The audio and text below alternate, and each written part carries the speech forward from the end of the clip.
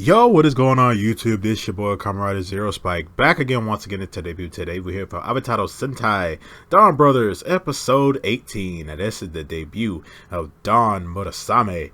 And yeah, he's a child.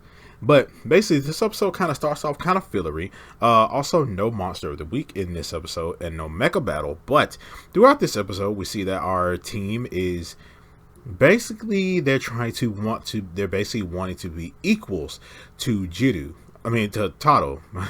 They want to be equals to Taro, and they basically talk to him about like how they really don't like Jiru. But Taro brings up a few points saying that he has been very reliable, and he actually is a good companion to the team, and he has been sort of reliable throughout,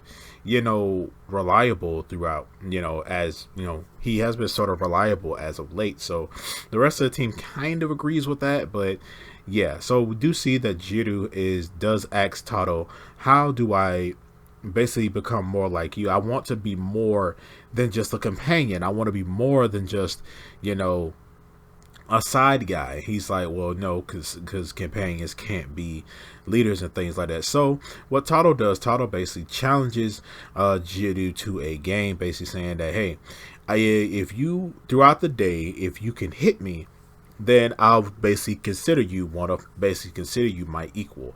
So but also if any of them fail this, then that means they will have to do some type of exercise that Taro will just make up for them. So throughout the episode we see that they're trying we see that Jiru tries to do multiple things. Like he tries to basically find different ways to catch Taro off the guard so he can win the game. But then that's when the rest of the team also get in on it, and throughout the episode we see that they're trying to hit him, they're trying to basically catch him off guard so he'll see them as equals. But in the background of this we see that Tsubasa, he does talk to Tsunoni, and Tsunoni basically tells him that, hey, since you won our bet, I can basically take you to Natsumi.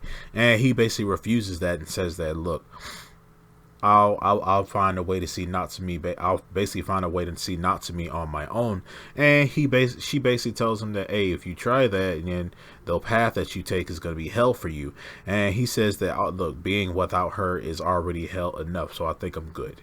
So that's basically Tsubasa's really kind of role in this episode as well. But we do see in the background that Don Muramasa, he's a sword. He basically, the voice that's talking to him is his mother, and we see that he's basically a child. He's basically a child in his body, and he only listens and responds to his mother's voice. And she basically tells him to go out there and fight and things like that. We don't get any other context other than that, other than the fact that his mother is basically telling him to attack and fight the rest of the DonBrothers. So we see that he looks pretty freaking cool. He looks like a dark version of Taro. Like, he looks like a dark version of Taro. And let me tell you something. He is very, very cool. I don't like the color purple. I despise this color with a passion. But lately, purple rangers, especially Stacy, these purple like evil rangers have been looking pretty cool. And the whole purple and black thing they got going on. If he was all black, that probably would have been a little bit better, but we already have a black ranger, so. But he looks dope. He kind of strums his. Well, you know what? We'll get to that in a minute. But we see that he ends up coming to the city, and we see that he comes from the like altar world, the little base that the Cerebrands are in. So we see that Sonoi actually knows who he is. Sonoi actually knows what Murasame is, and he's very, very surprised to see Murasame. But we also see that Sonoi actually also challenges Taro to a game where he basically says that I would like to settle my score with you. So he decides to have a game with Taro, basically doing a thing where they're just going to be doing a whole bunch of good deeds around the city, helping a bunch of people.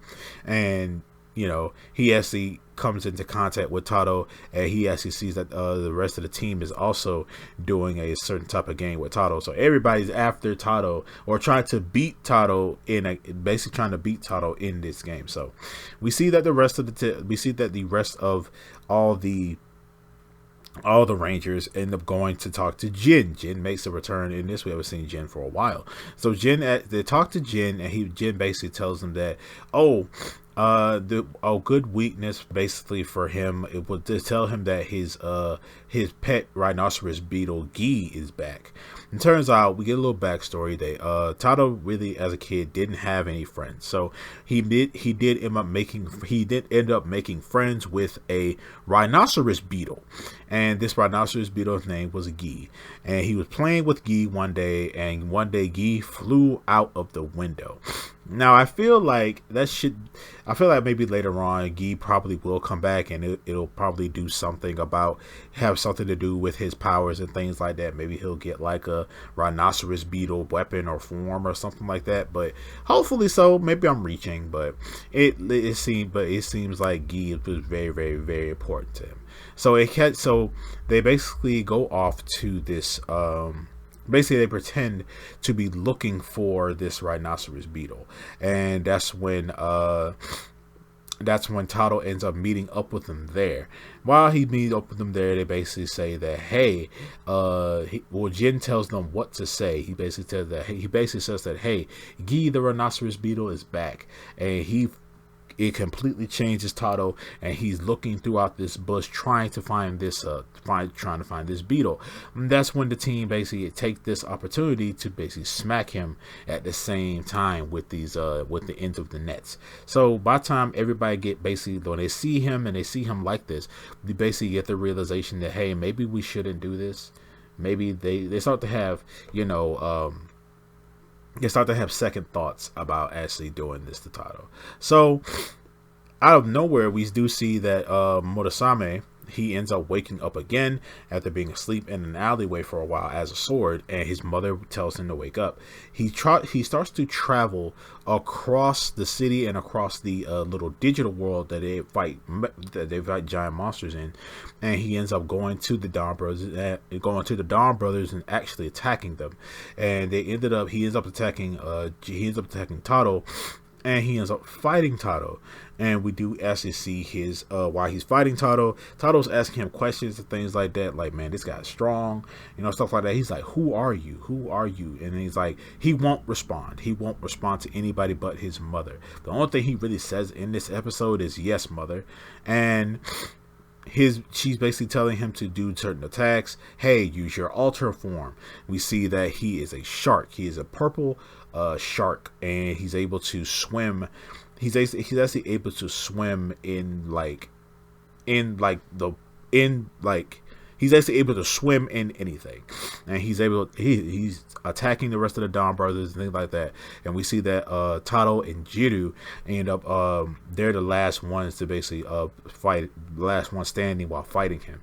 We do see that Tado and Jiru both use their alter forms, turning into the Green Dragon and the little Samurai Peach Warrior.